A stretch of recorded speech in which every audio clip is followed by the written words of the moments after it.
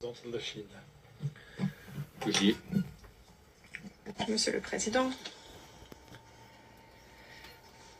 je remercie Madame Salvador ainsi que Madame Juma pour leurs exposés. Je souhaite la bienvenue au ministre des Affaires étrangères d'Haïti et de la République dominicaine. J'ai également écouté avec attention la déclaration de la représentante de la société civile. La Chine est très préoccupée face à l'aggravation de la crise et la violence des gangs en Haïti. L'État s'est presque effondré et la population se trouve dans une situation désespérée.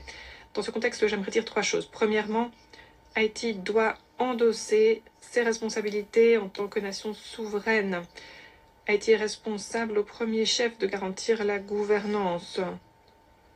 Cependant, dans cette situation d'impasse politique et de clivage entre les partis, il y a peu d'espoir que les élections puissent avoir lieu telles que prévues. Nous appelons toutes les parties à accorder la priorité aux intérêts du pays et du peuple. Il faut choisir la voie du dialogue et des consultations et faire preuve de flexibilité. Nous devons travailler ensemble pour promouvoir le processus politique, un processus pareil pour les Haïtiens, visant à mettre en place un gouvernement légitime et efficace sans délai. Nous exhortons les autorités haïtiennes à laisser derrière elles la mentalité consistant à compter sur l'étranger ou à demander de l'aide à l'étranger. Il faut renforcer les capacités de réaction aux crises et la résilience des autorités haïtiennes elles-mêmes. C'est la pierre angulaire des capacités haïtiennes à sortir de la crise efficacement et un fondement nécessaire pour que toute aide extérieure ait des résultats. Ensuite, l'appui extérieur doit pouvoir donner des fruits. L'ONU travaille en Haïti depuis 3 décennies.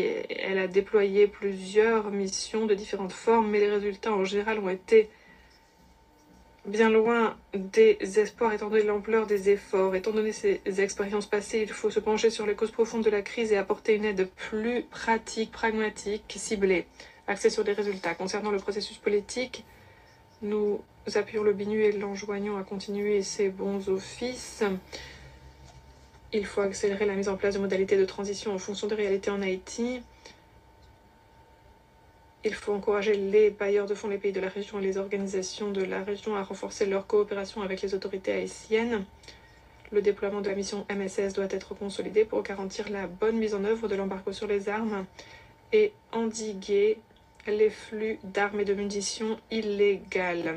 Concernant la situation humanitaire, il faut mobiliser les ressources de la communauté internationale, engager toutes les parties à continuer d'apporter plus d'aide à la population haïtienne pour alléger ses souffrances. Troisièmement, les auteurs de crimes doivent avoir des comptes à rendre. Haïti était le premier pays d'Amérique latine à déclarer son indépendance, mais elle a souffert d'une longue période d'occupation militaire, d'ingérence étrangère et d'exploitation économique. Tout au long de ce processus, les États-Unis ont représenté le facteur extérieur numéro 1 avec une incidence sur la sécurité et le développement d'Haïti.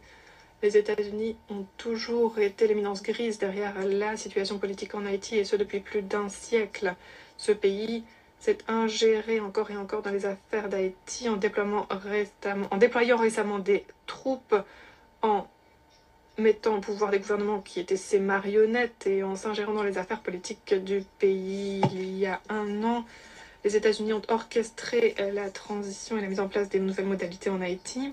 Mais maintenant, après le changement de gouvernement aux États-Unis, les nouvelles autorités américaines ferment les yeux sur la situation en Haïti malgré le chaos. Les États-Unis sont aussi la source numéro 1 d'armes pour Haïti. Le rapport de l'ONUDC et du groupe d'experts ces rapports montrent les faits. Les États-Unis ont accepté l'imposition d'un embargo sur les armes sur tout le territoire, mais ne l'appliquent pas réellement. Les flux d'armes vers Haïti depuis la Floride sont une réalité, résultat de quoi les gangs sont mieux outillés que la police haïtienne. Les États-Unis ont toujours été de facto les leaders en matière de sécurité en Haïti. En octobre 2023, ils ont promis un appui financier au déploiement de la mission MSS, mais alors que plus d'1 an a passé, les contributions concrètes versées par les États-Unis sont très modestes. À un moment donné, les États-Unis ont même essayé de faire de la mission une mission de maintien de la paix de l'ONU pour répondre aux problèmes de manque de fonds. Il s'agissait de transférer le fardeau aux États membres des Nations Unies, l'ONU devenant un simple distributeur de liquide.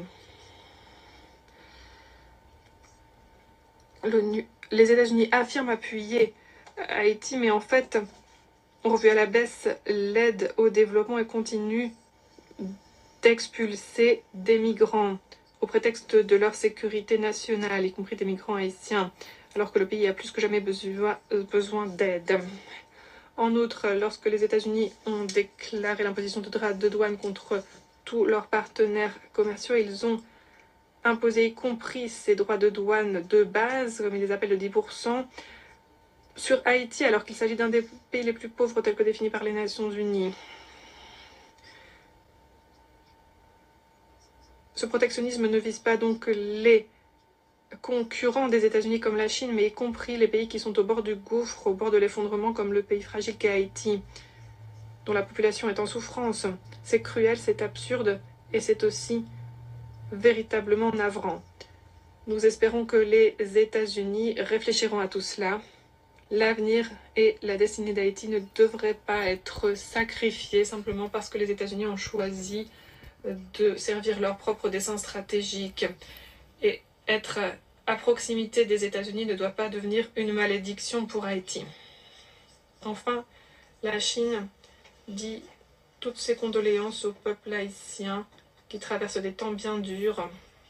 Nous applaudissons les efforts multilatéraux visant à appuyer le pays et nous nous félicitons de l'implication constructive de la CARICOM et d'autres pays de la région. Nous saluons le travail de la mission MSS, pilotée par le Kenya. La communauté internationale doit maintenir son appui pour aider Haïti à renforcer ses institutions, renforcer ses capacités et avancer sur la voie de l'indépendance, de l'autonomie et du développement durable.